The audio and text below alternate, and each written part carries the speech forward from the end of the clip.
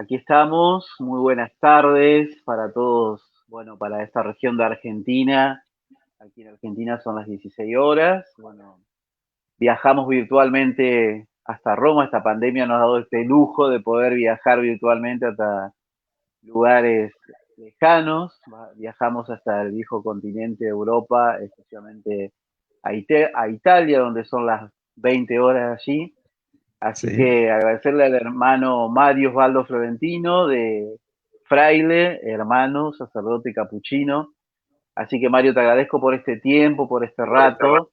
Y muy bueno, bien. me gustaría un poquito, como para arrancar esta entrevista, que nos cuentes a nosotros quién es Mario Osvaldo Florentino y cómo, bueno, cómo surgió todo esto de tu vocación. Muy buenas Muy noches bien, para muy ustedes bien. ahí.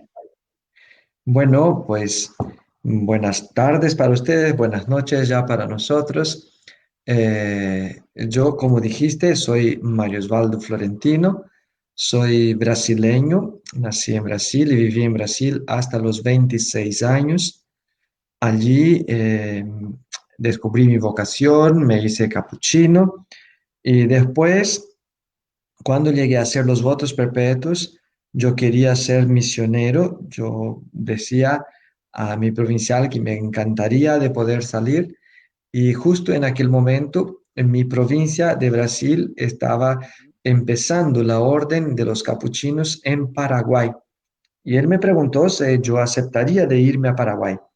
Y dije, sí, con mucho gusto, no tengo ningún problema, encantado. Y entonces, cuando hice los votos perpetuos en la misma celebración, que fue el 2 de febrero del 96, ya recibí el envío para partir al Paraguay. No, ahora ya este 2 de febrero va a ser ya 25 años que hice mis votos perpetuos y recibí el envío misionario. En Paraguay estuve por 6 años y después me mandaron a Roma para estudiar. Estuve en Roma estudiando por 7 años, estudié liturgia, después volví a Paraguay, estuve por otros 10 años en Paraguay y ahora hace un año y unos meses que los superiores me pidieran si podía venir a la Curia General para colaborar en la animación de las misiones de los capuchinos, ¿no? En todo el mundo. Y en esto estamos. Teníamos muchos proyectos y sueños para este año, pero con el COVID tanta cosa tuvo que ser replanteada y ahí estamos. De cualquier modo, justamente mañana, a Dios, Dios mediante, debo partir para estar 2 meses en Mozambique, en África, y vamos a ver, conocer un poco la realidad del África, que aún no la conozco tanto, y colaborar en la animación de esta misión en los próximos 2 meses. Estaría posiblemente volviendo a Europa, si todo va bien, para el final de enero, inicio de febrero. Qué bueno, hermano, contanos de qué parte de Brasil sos, antes de seguir ahondando un poquito en tu vocación. Claro. Bueno, soy de Santa Catarina. En general, costumbro decir que es el Santa y Bella Catalina. Más bella que santa. No es tan santa, pero es muy bella. Pero esto para jugar nomás. Pues Santa Catarina, para muchos de Argentina, de Paraguay, lo conocen por Camboriú, que es una de las Ajá. playas del estado de Santa Catarina. Florianópolis es la capital de este estado, ¿no? Entonces yo estoy al sur, en una ciudad que se llama Tubarão. Allí viven mis padres, ¿no? Con toda la preocupación, ya tienen su edad también, estamos ahí preocupados con este COVID, pero entregándonos en las manos de Dios. Qué bueno, hermano Mario. Contanos, bueno, ya nos Sí, contaste un poco de, a grandes rasgos, cómo fue bueno, cómo tomaste los votos y bueno, los lugares donde estuviste, bueno, ok. Paraguay, bueno, ahora estás en Roma. Contanos cómo se fue gestando esa vocación, cómo nació esa inquietud, cómo dijiste, bueno, me voy de fraile, me voy de monje. Muy bien. Pues debo decir que nací en una familia muy, muy católica, ¿no? Con mi abuela paterna puso todos sus hijos varones en el seminario, pues para estudiar un poco y también, pero soñaba, quería, deseaba que uno de sus hijos pudiera ser sacerdote. Ninguno de los tres se quedaran, todos los tres salieran, se casaran, tuvieran sus familias. Mi mamá también es de una familia bastante religiosa, tradicional, de rezo del rosario y todo esto. Y mi mamá también estuvo en como formanda de una congregación, de la congregación de la Madre Paulina, de esta santa brasileña, ¿no? Estuvo 2 años como formanda en esta congregación. Entonces, yo soy hijo de un papá que fue seminarista y de una mamá que también fue formanda de una congregación. Soy el segundo de 3 hermanos y bueno, pues yo no sé decir desde cuándo empezó mi vocación, porque la verdad siempre quise ser sacerdote, toda mi vida, o sea, desde que yo creo que abrí los ojos, parece que quería ser sacerdote. De uno de los recuerdos más antiguos que tengo en mi mente es de mi abuela llevándome en los brazos para mostrar a la vecina cómo yo sabía cantar una de las canciones de la iglesia, ¿no? Es uno de los recuerdos más antiguos. Entonces, yo siempre quise ser sacerdote, aunque sentía que mi papá no le gustaba mucho esta idea, ¿no? No le gustaba, él prefería otras cosas. Después mi hermano mayor, que tiene 5 años más que yo, pues estaba encaminando en los estudios y empezó a hacer la facultad de ingeniería mecánica y mi papá estaba muy, muy contento con esto. Mi vida siempre era la escuela, estudiar, y me gustó mucho estudiar, y la iglesia. Yo no hacía muchas otras cosas, no tuve así una adolescencia así de no sé cuándo, no, era iglesia, escuela, escuela, iglesia, ¿no? Me dividía entre esto, pero nunca fui a un seminario porque sabía de la resistencia de mi papá, ¿no? O sea, y entonces fui haciendo los estudios normales y yo quería ser un sacerdote diocesano, como los que conocía. Yo solo conocía sacerdotes diocesanos. Y quería ser un sacerdote, pues algunos sacerdotes me inspiraban de cómo yo quería ser y otros me inspiraban de cómo yo no quería ser, ¿no? De los sacerdotes que yo veía y bueno, pues así yo quiero ser o así yo no quiero ser, ¿no? Pero siempre era un poco lo que pensaba. Y fui haciendo los estudios paralelo a los seminaristas, hasta en el mismo colegio que estudiaban los seminaristas de mi diócesis. Y bueno, hasta aquí llegó el tiempo de ir a la universidad y me fui, me inscribí en la Universidad Nacional, ¿no? No eclesiástica, pero para hacer filosofía. Mi papá estaba contento porque estaba estudiando en la universidad. Para él esto era muy interesante. No sabía él lo que era filosofía, ¿no? Pero bueno, después sucedió, yo ya vivía en Florianópolis, entonces no vivía más con mis padres. Tenía 18, 19 años, 18 de empecé la facultad. Y una vez mi papá allí se encontró con el director del colegio donde yo estudié la secundaria.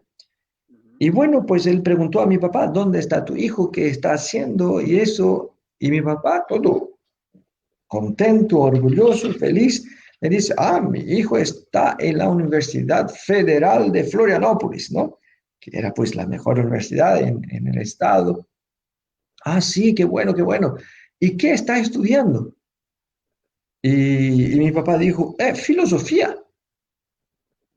Y este que era un ex sacerdote, dice, filosofía. ¿Y para qué está estudiando filosofía tu hijo? Esto era en el año 88, ¿no? Hacía algunos años que había terminado la dictadura militar en Brasil, eran años de mucha euforia a nivel de iglesia y todo, ¿no? Pues mi papá dijo, no sé, ¿para qué? Yo no sé.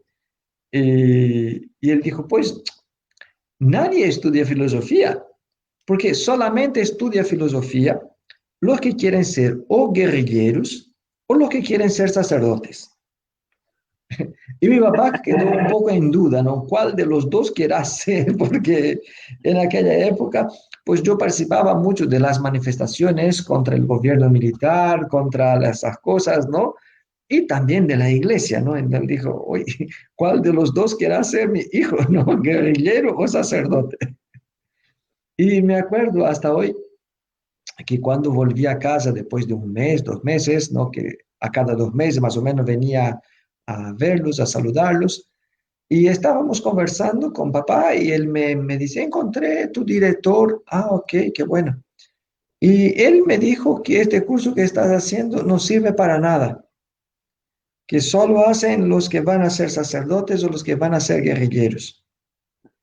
Y yo traté de decir a mi papá que no, no es así, pero de verdad en Brasil en aquel entonces estudiar filosofía no tenía mucha posibilidad porque eh, mismo en los estudios secundarios el gobierno militar había cancelado las materias que ayudan a la reflexión, ¿no? Como sociología, psicología, filosofía, todo había. Entonces no tenía prácticamente empleo y yo dije, papá, no, no, pues uno puede estudiar bien y ser profesor universitario, porque era la única posibilidad que tú estudies, haga una especialización y consigas de repente se tornar un profesor universitario. Y mi papá, que bueno, percibía, dijo, bueno, termine lo más rápido posible esta carrera y haga una carrera seria después, ¿no? Carrera seria, como mi hermano que ya se estaba recibiendo en ingeniería mecánica o, no sé, abogado, medicina, alguna de estas cosas, ¿no? Y yo dije, ah, ok, ok, no, no hay problema, le dije. Y él me dijo, ¿y cuánto a la iglesia? Mi papá es hombre de iglesia, mi papá se va a la misa siempre, mi papá colaboró muchísimo con la iglesia, ¿no? ¿Cuánto a la iglesia? Me dijo él, puedes participar, puedes colaborar, puedes ayudar, por todo lo que quiera, pero no seas sacerdote. Y le dije, era la primera vez que me hablaba explícitamente. Ya lo sabía, pero no sabía esa. Y le dije, ¿pero por qué? Y me dijo, es muy humillante ser sacerdote. Es muy humillante. Y es una idea diversa de la que tiene la mayoría de las personas. Las personas piensan que es una cosa muy... Pero mi papá decía, no, es muy humillante, no, no seas sacerdote tú. ¿Y por qué? Y dice, por dos cosas. Una, el sacerdote nunca agrada a todas las personas. Siempre hay una parte de la comunidad que le quiere mucho y una parte de la comunidad que no le quiere. Siempre hay los que hablan bien y también tienen los que hablan mal. Entonces, mejor no ser sacerdote. Segunda cosa, los sacerdotes siempre tienen que estar pidiendo para construir la iglesia, pidiendo para construir no sé qué, pidiendo. No sea tú el que pide, sino el que da. Trabaja, consiga un buen empleo, gana mucho y puede dar todo tu dinero a la iglesia, no tiene problema. Puede dar todo, pero sé tú aquel que da y no aquel que pide. Bueno, yo le escuché y, ok, pues no discutí ni nada, pero yo estaba convencidísimo que quería ser sacerdote, o sea, toda mi vida. No hubo ningún momento, ni en la adolescencia, ni en ningún momento que yo haya pensado que no quiero ser sacerdote, ¿no? Y bueno, pues terminé la filosofía. Allí en la universidad yo conocí a los capuchinos, a los franciscanos capuchinos, porque justo la parroquia dentro de la cual está la universidad era de los capuchinos. Y yo vine de una experiencia eclesial muy fuerte y me presenté en aquella parroquia y empecé a dar catequesis y a trabajar con los grupos juveniles. Y allí fui conociendo a estos benditos capuchinos. Al inicio fue muy complicado porque yo le rechazaba en el sentido de que, ¿para qué el hábito? ¿Para qué esta ropa? ¿Para qué, no sé, para qué? O sea, me parecía que el único modo ideal de ser sacerdote eran los diocesanos. Pero después de un poco de tiempo, me empezó a gustar el modo de vida de ellos. Y empecé a entender que tal vez de muchos de mis valores, que fueran ciertamente sembrados en mi corazón por mi mamá, que estuvo en una congregación religiosa, eran valores que estaban mucho más ligados a la vida de los religiosos que de los sacerdotes diocesanos. O sea, yo nunca quise pensar de que voy a vivir solo en algún lugar. Yo siempre pensaba en vivir en comunidad, de tener esta vida de oración en comunidad con otros. Y bueno, y me gustó mucho, fueron casi 2 años, hasta que cuando un hermano capuchino que estaba terminando los estudios de teología, tenía 27, 28 años, estaba con su ordenación diaconal marcada, pues tuvo un accidente, se cayó de una altura, se rompió la cabeza y se murió. Y aquel me llamó mucho la atención, el ver cómo los hermanos celebraran el funeral de aquel hermano, el ver cómo los hermanos lloraban, cómo los hermanos vivieran tan intensamente aquella experiencia de dolor. Y me fui a la ciudad de Curitiba para ver cómo se enterraba un capuchino a vivir y esto me marcó mucho, muy profundamente hasta el momento, hasta el punto que yo decidí, ok, amo mi diócesis, amo los sacerdotes de mi diócesis, ¿no? Son gente buenísima, pero yo quiero ser capuchino, yo quiero ser un consagrado, no quiero pertenecer a este carisma, a este modo de ser. Y estoy muy feliz en la congregación. Allí empezamos los diálogos con ellos y me acogieran bien. Y creo que fue una decisión muy justa. O sea, entiendo que fue la mano de Dios quien hizo con que mi papá tuviera esta resistencia y que fue conduciendo para que yo conociera a los capuchinos y me hiciera capuchino. Porque si yo hubiera entrado al seminario más pequeño, creo que tal vez no hubiera salido, ¿no? Porque hacer esta ruptura, salir y todo eso, y tal vez no hubiera ni conocido a los hermanos capuchinos en el modo como yo pude conocer.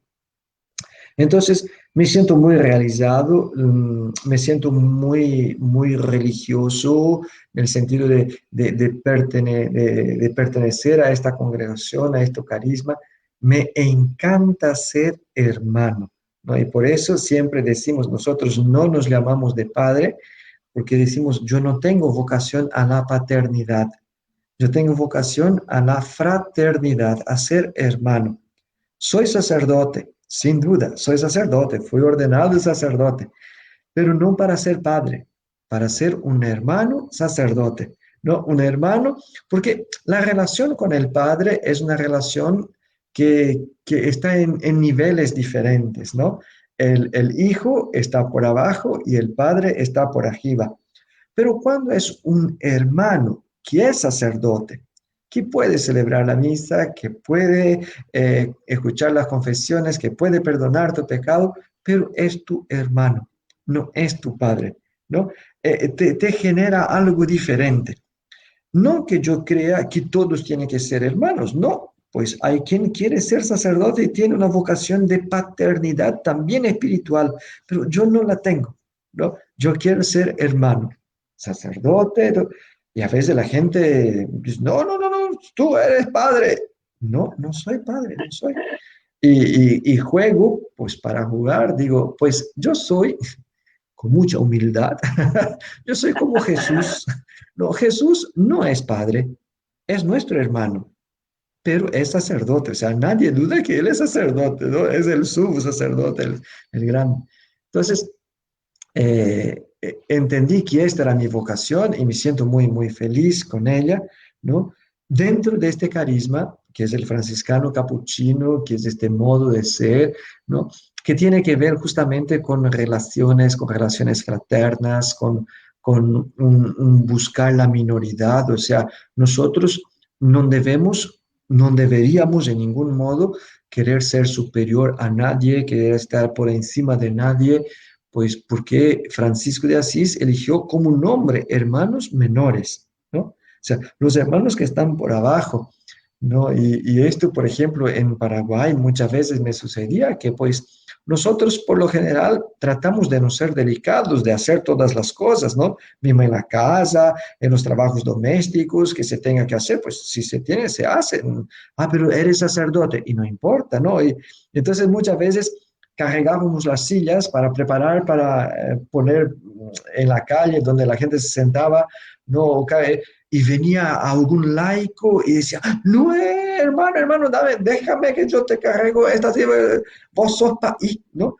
Tú eres sacerdote, yo soy solo un sacerdote, no soy ni deficiente físico ni deficiente mental, o sea, yo puedo hacer, no tengo ningún problema de cargar la silla, de limpiar el piso, de barrer, de pues lo que sea. O sea, eh, y esta dimensión me gusta. No, me gusta del carisma franciscano. Insisto, no quiero yo criticar a ningún otro que tenga otro estilo, o sea, porque son muy santos y tiene gente que hace un trabajo fantástico. Pero yo, para mí, pienso que este es lo que quiero, ¿no? Ser un hermano sacerdote, un hermano que debe estar siempre pensando en ser sencillo, en ser humilde, en no dejar de hacer las cosas sencillas porque me creo superior a los demás, porque yo soy el sacerdote. No, pues no hay este sentido. Claro que a todos nos gusta que nos ensalcen, que esto, que aquel, pero haber encontrado con Jesucristo, haber encontrado con Francisco de Asís, uno va descubriendo que esta es mi vocación. Qué bueno, hermano Mario. Contanos, ya que estás hablando un poquito de los franciscanos capuchinos, si bien la mayoría conocemos, porque bueno, tenemos grandes santos referentes como San Francisco, como el Padre Pío. Contanos un poquito el carisma específico de los franciscanos capuchinos. Sí, bueno, gracias. Pues me encanta hablar de esto, ¿no? Pues la orden de los franciscanos capuchinos está haciendo un trabajo justamente bastante intenso en los últimos años para que nosotros podamos reconocer con facilidad cuál es nuestro carisma o cuáles son los valores de nuestra vida franciscana capuchina. Y podríamos decir que son cuatro los valores de nuestra vida franciscana capuchina.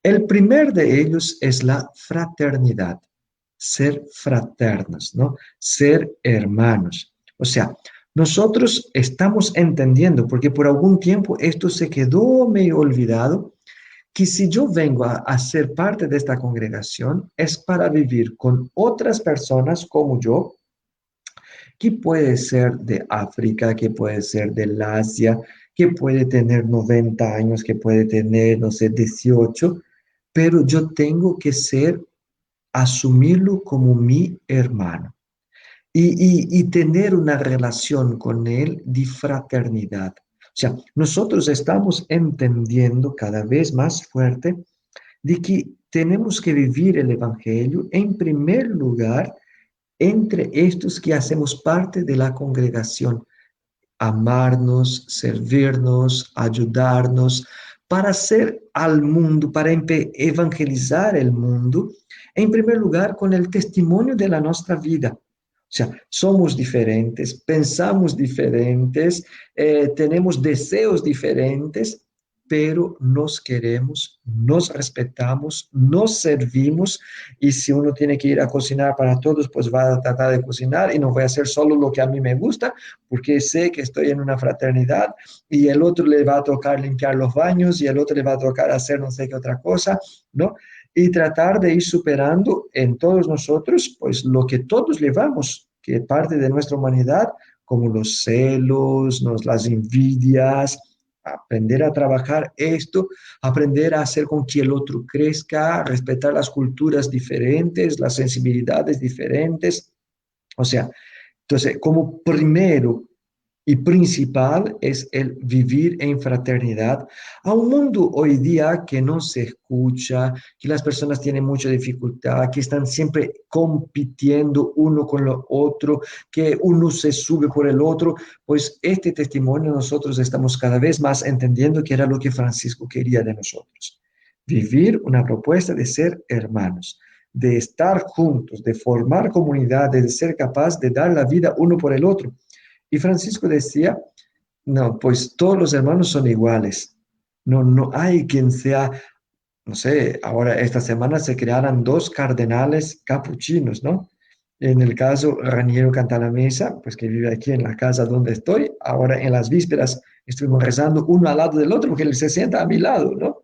En la capilla, pues él no quiso la ordenación episcopal, que podría, era un derecho de quien es nombrado cardenal, porque quiere continuar siendo hermano. Y este es muy bonito, ¿no?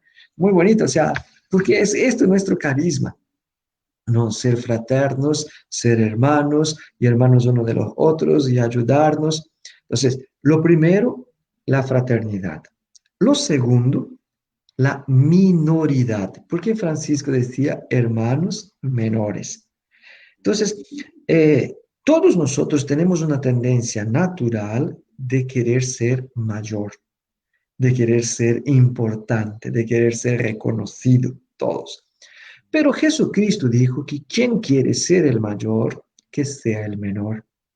¿Quién quiere estar por arriba, que limpie los pies? ¿No? ¿Quién?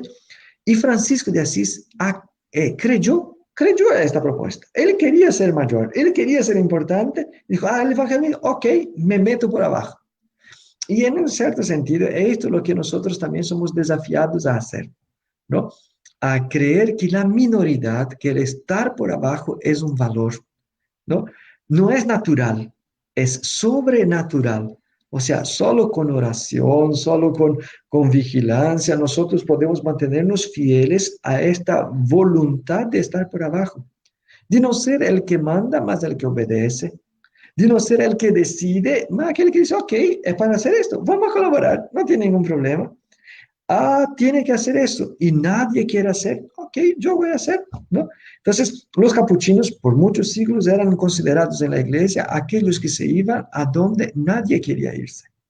Cuando tenía una misión y era súper compleja o tenía peligro de muerte o tenía no sé qué, pues muchas veces el Papa decía, algo, pidamos a los capuchinos, ¿no? Y ellos se iban, pues se iban y se morían muchos, pero estaban y hacían, pues esto es lo que tenemos que ir apropiándonos, esta minoridad, ser menores, estar por abajo, no ser sencillos y no ser amargados por eso, ¿no? Sino ser felices, felices de la sencillez, felices de renunciar las glorias, felices de ir a donde nadie quiere irse, pues esto sería. Entonces, segundo. Tercer es la vida de contemplación, la vida de oración. Francisco de Asís decía que nosotros debemos tener como prioridad en nuestra vida el rezar, el estar en contacto con Dios, ¿no? Al menos horas de contemplación, de silencio, de meditación en la capilla, de leer el Evangelio, no sé, de estar siempre en este contacto con el Señor, sea la misa, la liturgia de las horas, pero también de silencio, también de estar allí, ¿no? De perder tiempo con Dios, si es que se puede decir que esto es perder tiempo. Entonces, cada vez más vamos tomando conciencia de que si somos franciscanos capuchinos, nuestra prioridad es la oración. O sea, no podemos hacer la oración en los agujeritos que sobran, ¿no? Dicen que Madre Teresa de Calcuta tenía muy claro también esto para su, bueno, los santos tienen, ¿no? Pero ella tenía muy claro, dicen que una novicia en un momento dijo, porque ellas terminaban la misa y las laudes y se quedaban una hora de adoración al Santísimo y después iban para los tantos trabajos.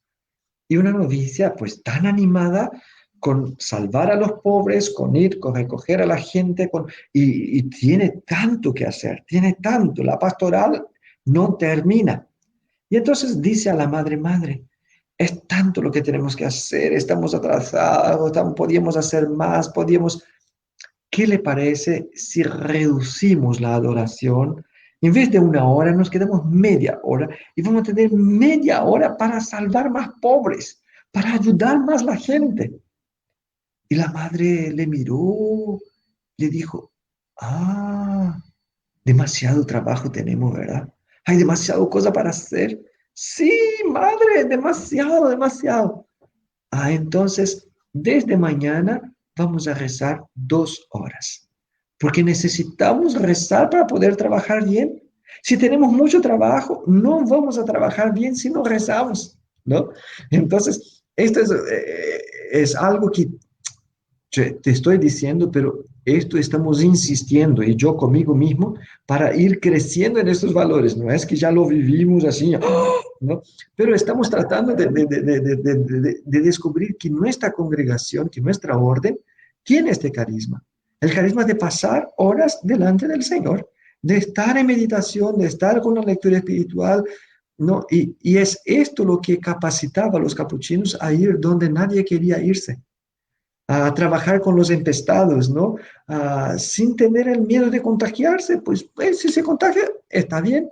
Y si me muero, excelente, pues de algo tenemos que morirnos, ¿no? La muerte no es un problema para los que creen en Cristo, ¿no? Ya hemos dicho esto. Entonces, bueno, ahí está, pero sin dejar de trabajar, ciertamente, porque el lema ora et labora de Benedicto, de San Benito, pues este lema, yo creo que Francisco lo entiende y dice, ok, yo quiero, ¿no? Porque es el Evangelio. Nuestra vida debe ser siempre caracterizada de oración y de trabajo.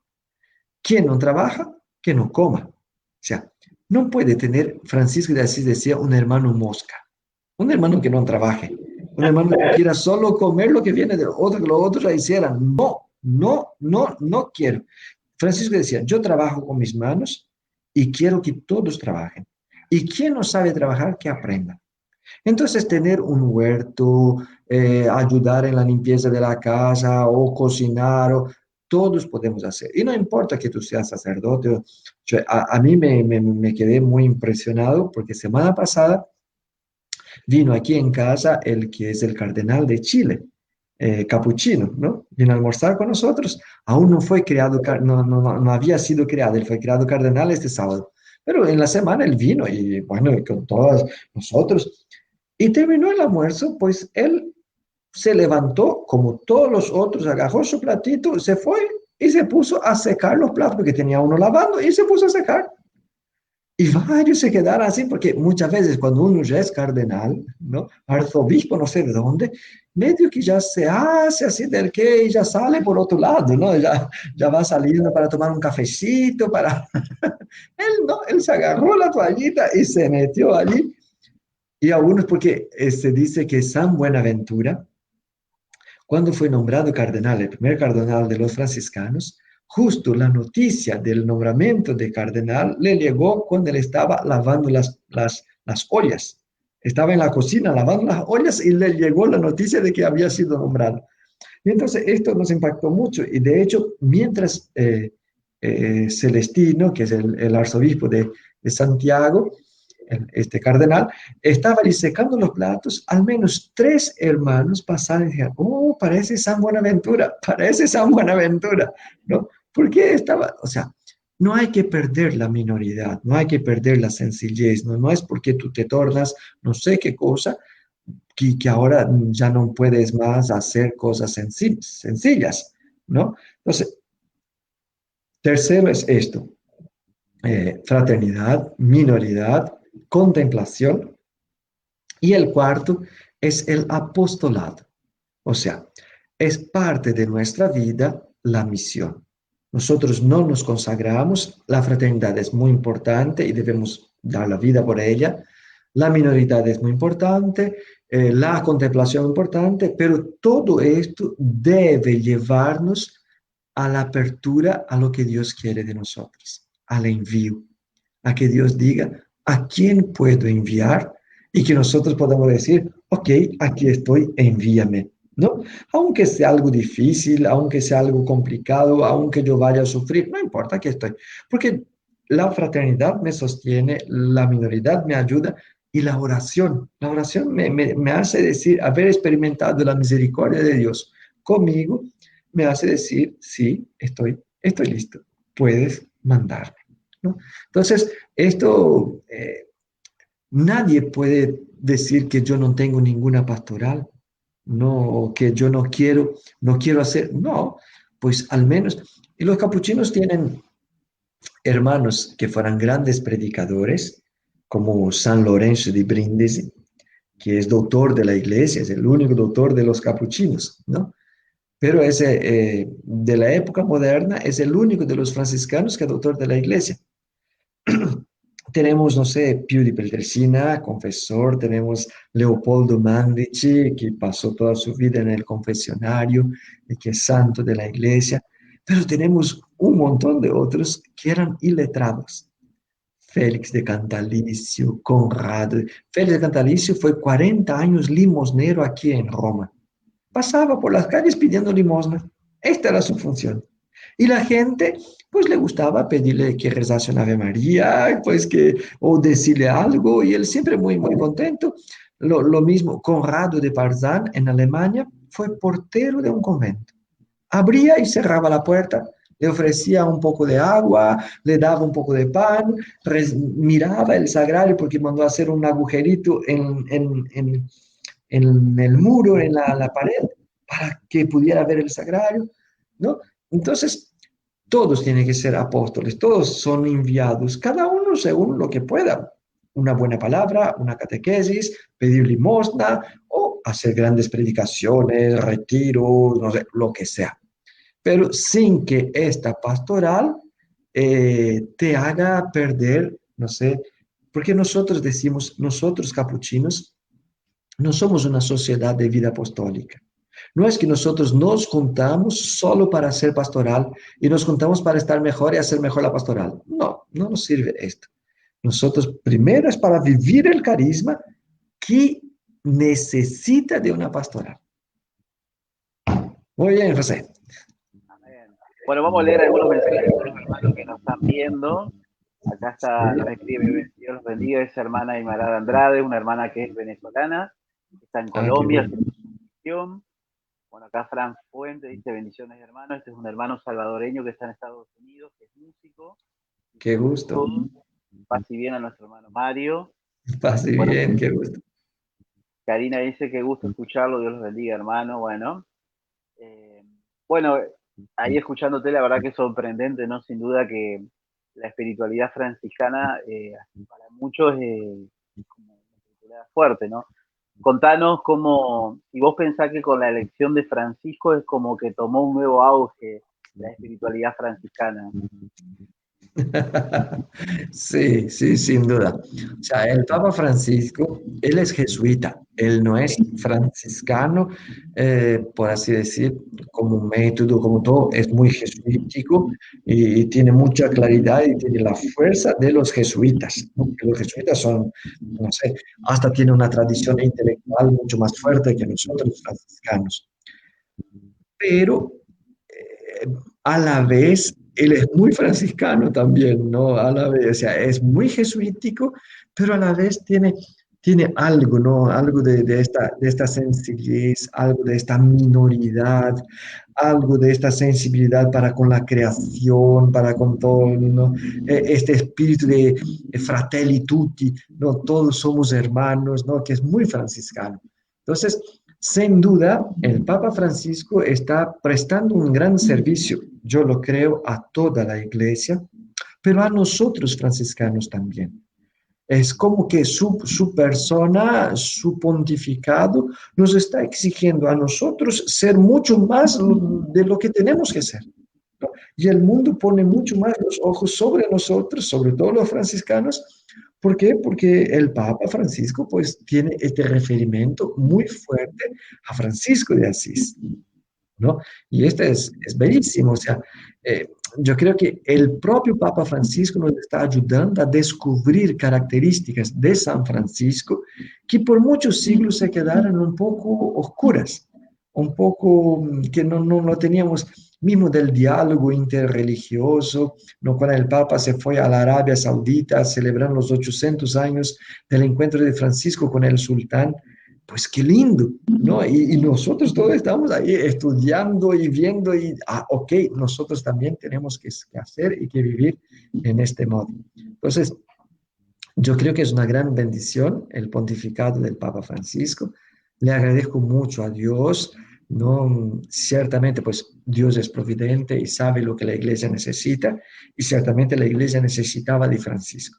Pero para nosotros es un gran regalo, ¿no? Para nosotros franciscanos de modo general, pero para nosotros capuchinos sentimos que él tiene un cariño muy grande por nuestra orden, ¿no? Con el año de la misericordia, por ejemplo, con tantos sacerdotes confesores que tienen que fueran excelentes, pues él pone como ejemplo Leopoldo Mandic y Pío de Pietrelcina, ¿no? Y quiso que estos fueran los grandes patrones del año de la misericordia.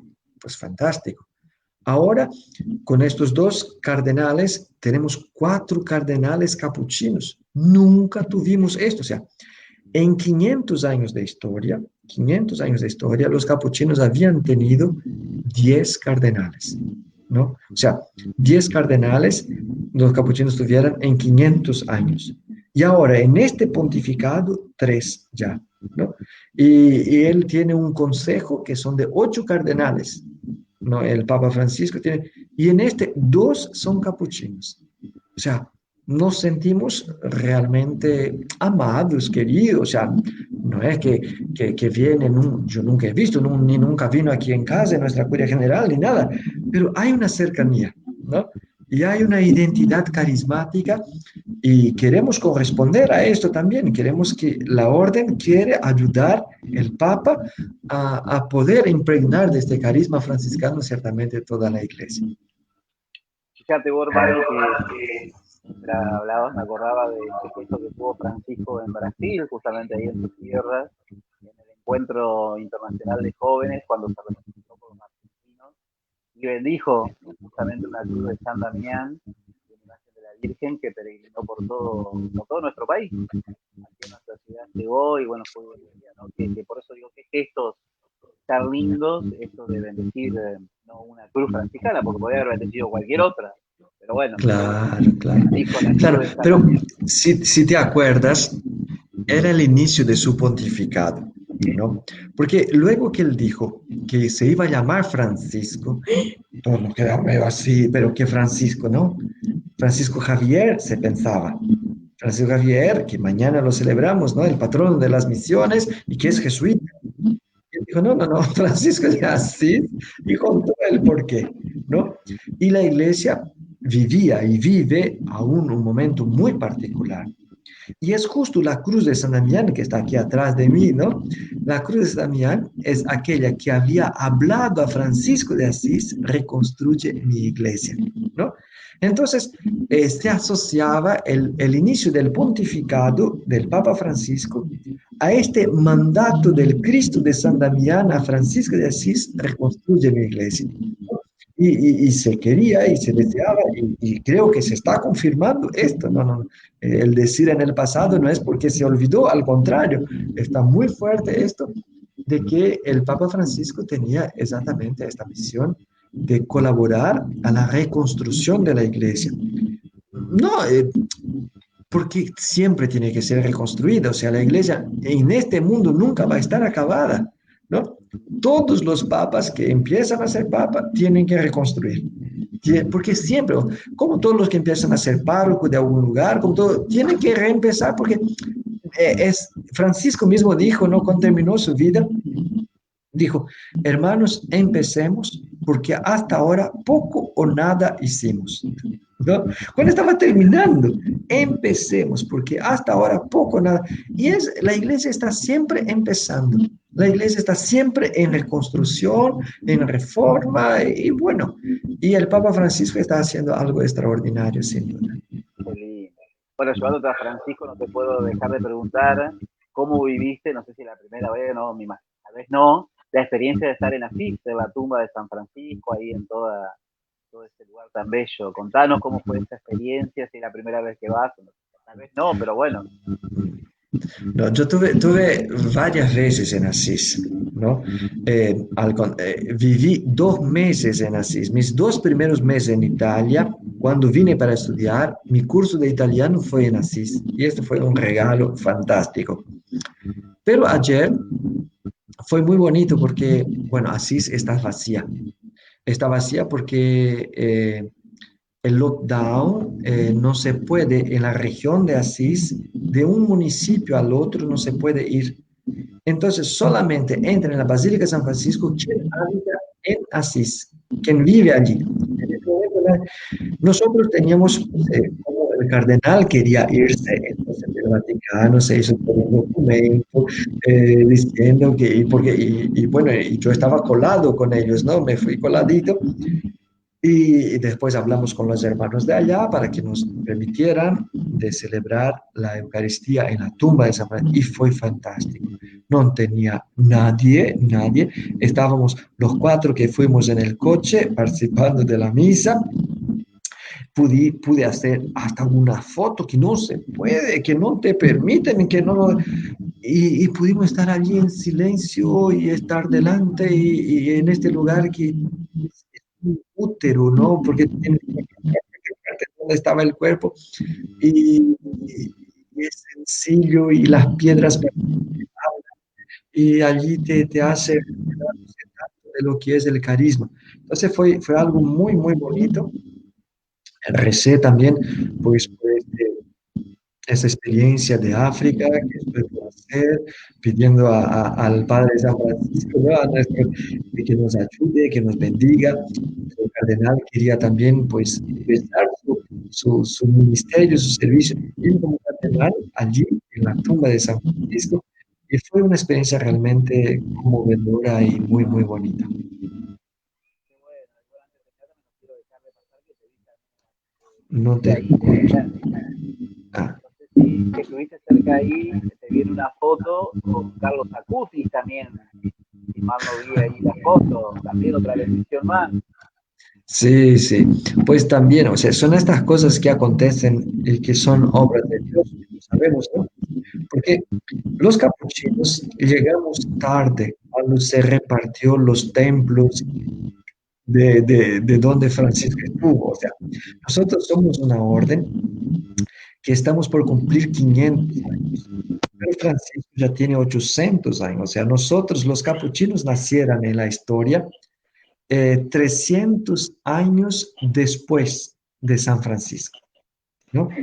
Entonces, nosotros en Asís no teníamos ninguna iglesia. Tenemos convento, pero no teníamos un cuidado, porque Santa María de los Ángeles están con los menores, el Sacro Convento, el Cuerpo de Francisco están con los conventuales, San Damián están con los menores, la Basílica de Santa Clara cuidan los menores, y nosotros capuchinos, pues no teníamos nada. Estábamos allí, pues teníamos nuestra casa. Y el obispo, el actual obispo, o tal vez el anterior, sí, el anterior, en el año 2008, por ahí, decidió, tenía una parroquia en Asís, que es la parroquia que antiguamente era la catedral y que está al lado del Palacio Episcopal. Y que sería allí delante donde Francisco se despojó de sus viestes, delante del obispo y todo esto, ¿no? Después se construyó una otra catedral, entonces tiene la catedral de San Rufino, no es más esta iglesia, la catedral de Asís es otra ahora. Pero a la época de Francisco fue allí que hubo esto y el obispo dijo, bueno, si ustedes quieren cuidar de esta parroquia, yo les entrego la parroquia que es de Santa María Mayor en Asís, que nadie la conoce, que nadie la visita, porque no hace parte del círculo de las iglesias importantes de los turistas de Asís. Entonces el obispo nos entregó esta iglesia y el actual obispo, para tratar de hacer con que la gente pudiera pasar por allí también, la creó como santuario del despojamiento. O sea, Mm. de donde Francisco se despojó de sus... Le creó como santuario y ok, y todo. Ok, perfecto. Bueno, después los hermanos sabían que estaba en Asís el cuerpo de Carlos Acutis en el cementerio de Asís. Y Carlos Acutis pues tuvo muchas pequeñas historias con los capuchinos, ¿no? Sí. Con San Pío, pues con el comedor que tienen para los pobres en Milán, donde él vivía, pues él también. Entonces hubo, y hablaran con los padres, con la familia de Carlos Acutis, y ellos decidieran entregar a los capuchinos el cuerpo de Carlos Acutis, ¿no? Que estaba en el proceso, pero que nadie casi hablaba de él, nadie sabía de eso. Y entonces, en el año pasado, antepasado, se sacó del cementerio, se preparó su cuerpo, todo, y se trajo a la iglesia de los capuchinos. Y bueno, la gente pasaba allí, pues aquí el cuerpo de un joven que tiene un proceso de beatificación. Pero de repente viene la noticia de que se aceptó el milagro, de que va a ser beato. ¡Bum! ¿Ve? En toda la internet, en todas las cosas, un furor. ¿Y dónde está? En la iglesia de los capuchinos. Y en un momento, así es la gente, pues claro, va a visitar San Francisco, va a visitar Santa Clara, pero quiere pasar donde está Carlos Acutis, ¿no? Que justamente es la iglesia donde estamos nosotros, que no teníamos nada, ¿no? De repente, de la nada, ahora estamos allí cuidando de este lugar tan bonito, tan importante, que es donde está el cuerpo de este beato joven, de este ser increíble, ¿no? Y bueno, y que creo que muy pronto va a ser también canonizado, seguramente, porque tiene una fama increíble este joven. Entonces, y la providencia quiso que estuviera con nosotros. O sea, pues esto fue un regalo de la providencia, no fue algo que, no sé, pues porque Dios quiso, ¿no? No hay otra explicación. Qué bueno, bueno, hermano Mario, te tendría horas charlando porque es tan lindo la riqueza franciscana y todo lo que, bueno, lo que el Señor le ha regalado a través de este carisma. Pero bueno, nos comprometemos a rezar por vos, por esta misión que van a emprender mañana. ¿Por cuánto tiempo se van a Mozambique o no saben todavía? No, yo voy por quedarme dos meses y después 2 meses. vuelvo, porque yo tengo mi trabajo, es aquí de animación de todo, ¿no? Pero ahora me voy allá por 2 meses. Qué bueno. Entonces, bueno, vi también que estás haciendo algunos trabajitos ahí en este tiempo de pandemia bajando el evangelio, he visto que has compartido varias cosas, así que aquellas personas que quieren compartir más de la espiritualidad de ustedes, de lo que haces vos, ¿dónde te encontramos? ¿Dónde encontramos Am, a... bueno, pues nosotros, yo participo con un proyecto de evangelización que habíamos creado en Paraguay ya hace 20 años, 21 años, que se llama Gotas de Paz, ¿no? Gotas de Paz es evangelización católica, es el evangelio dicho en un modo sencillo, ¿no? Y entonces, pues Gotas de Paz tienen varias versiones. Una es Facebook, puedes encontrar, ¿no? Gotas de Paz, Franciscanos Capuchinos Paraguay. O entonces también por WhatsApp. Por WhatsApp se manda la reflexión, que es cortita. Es una frase del Evangelio con una pequeña reflexión que todo sumado debe dar 120 palabras, ¿no? Porque era el espacio que nos dieran en un periódico. Entonces, es 1 minuto y 20, 1 minuto 25 esta pequeña reflexión que ya a la madrugada suele llegar y las personas pues después comparten por WhatsApp y después también estas mismas se hace versión pues de flyer y están ahí por las redes. Pues tengo mi fanpage, así se dice, parece, ¿no? Sí, Pues fanpage. puedes buscar Mario Osvaldo Florentino Capuchino hermano. Y bueno, puedes seguir, ¿no? Allí también vas a ver las reflexiones. O si alguien quiere mandarnos su número de celular, pues puede mandar a ti, tú me dices, y yo puedo decir a una persona de Paraguay que agregue en la lista y va a recibir todos los días esta pequeña reflexión y mandar para adelante, porque siempre la internet es algo increíble, o sea, Sí, sabemos de dónde parte las cosas, pero no sabemos dónde llega, es ¿no? verdad. Es un misterio y a veces a mí ya me sucedió aquí en Roma, por ejemplo, cuando era la clausura del Año de la Misericordia, me pareció increíble porque estaba yo en una fila con muchísima gente y de repente una persona se gira, yo estaba hablando en portugués con un hermano capuchino de Brasil, se gira y dice, gotitas de paz. Y dije, esta y ahí me mira y me dice, es usted que habla, ¿verdad? Y dije, sí, soy yo. Y ella se quedó así eufórica, feliz, ay, que te escucho todos los días, que esto, que aquello, ¿verdad? Y yo dije, era una peruana que vive en Milán y que vino a Roma para el final. Y entonces fue súper interesante porque ella gritó con su marido que estaba más atrás y dijo, fulano, aquí está, el de gotas de paz, el de gotas de paz. Y yo así con un poco de vergüenza le miré y le reconocí por su voz, dijo, ¿no? Y entonces el marido dijo, oh, mira, qué bien. Y ni tenía la música de fondo, porque todos los días tiene la misma musiquita, ¿no? A veces la gente escucha, Sí. ¿no? Muy Lo que bien. veo también que, lo que veo también que dominás re bien el español, más allá de ser brasilero, veo que dominás re bien el español. Pues la verdad, intentamos de comunicarnos, no sé, cuando es posible en español o en portugués o en italiano.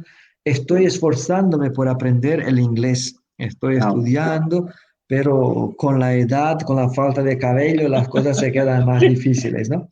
Pero me estoy esforzando también porque es muy necesario. Pero tratamos, o sea, con equívoco, con equivocaciones seguramente, pero yo ya desistí, no quiero ser de la Real Academia de Literatura, así que no me importa. bueno, hermano, nos gustaría, como para cerrar este encuentro fraterno, esta entrevista, un mensaje final para mucha gente que, bueno, que nos estás viendo, que después nos verá, porque esto queda guardado, sobre todo en este tiempo de pandemia, este tiempo difícil que no sabemos para dónde vamos, que por ahí está la vacuna, que por ahí no, que no sabemos. Y hay mucha gente con miedo, temor, así que nos gustaría un mensaje tuyo para todos y después, bueno, la bendición final o una oración como para cerrar Ok, este momento de oración. ok. Pues yo creo que lo más lindo que tenemos que hacer es comunicar la esperanza. Ujú, No, el Papa Benedicto decía, e hizo una encíclica, Spe Salvi, ¿no? ujú. Salvados por la esperanza, que es una citación de San Pablo. Nosotros conocimos el amor de Dios, conocimos a Jesucristo y sabemos que aunque pasemos por pruebas muy difíciles, Dios vence. Dios vencerá. Va a vencer este virus, va a vencer lo que sea. O sea, venga lo que venga, nadie debe robar nuestra esperanza. Nuestra esperanza que está fundada en el amor de Dios, en el poder de Dios, en la misericordia de Dios. Entonces, pues suceda lo que suceda, venga este virus o cualquier otro que venga, suceda, yo confío en Dios, yo confío en su amor, yo confío en su gracia, yo espero en Él, espero en Él. Y aunque todos los indicios estén contrarios, yo creo en el Señor y Él me va a salvar y Él nos va a salvar. Así que no perdamos la esperanza y que nosotros podamos ser comunicadores de esperanza. En este mundo afligido, en este mundo dolido, no nos olvidamos, Jesús nos dice, todos los que están cansados y agobiados, vengan a mí, yo les aliviaré. O sea, este mensaje nosotros tenemos que llevar al mundo, ¿no? Un mensaje de esperanza, de no perder. Y aunque estemos en la prueba, no pierda la esperanza. Muy bien, vamos a implorar entonces la bendición y así concluimos exactamente con una hora. Muy bien. Vamos a pedir que el Señor pueda visitarte y llenarte con su amor y con su gracia. El Señor te bendiga y te guarde. Muestre su rostro y tenga misericordia de ti. Vuelva su mirada cariñosa y te dé la salud y la paz. El Señor te bendiga, en el nombre del Padre, del Hijo y del Espíritu Santo. Amén. Un abrazo grande, paz y bien. Amén. Bueno, hermano Mario, gracias por este rato. Y bueno, como te dije al principio, nos comprometemos a rezar por vos, por tu misión, por todo aquello bueno, que el Señor seguramente te tiene preparado en esta misión de Mozambique y bueno, y todo lo que estás haciendo para su santa iglesia. Así que te agradezco y bueno, que tengas una bendecida noche. Acá tenemos un mensaje más antes de despedirnos. Dice Gisela, gracias, qué bello escucharlo. Transmite el amor del Señor que nos da un hermano, que nos da un hermoso ejemplo a seguir. Bendiciones, dice. Así que bueno. Amén, amén, gracias. Muy bien, Bueno, un placer. hermano, que Dios te bendiga y bueno, hasta cuando Dios los disponga. En una de esas capaz que te grito como esa señora a gotas de... Qué bueno, qué bueno, qué gusto. Bueno, gracias, gracias por la invitación. Que Dios te bendiga a ti también, a todos los que están escuchando ahora o que van a escuchar o ver en cualquier momento. Que Dios les bendiga mucho. Amén. Bueno, acá dice, el Señor lo siga fortaleciendo, hermano Mario, bello mensaje. Bueno, Gracias. bueno, entonces, bendecida noche. Abrazo. Chao, chao.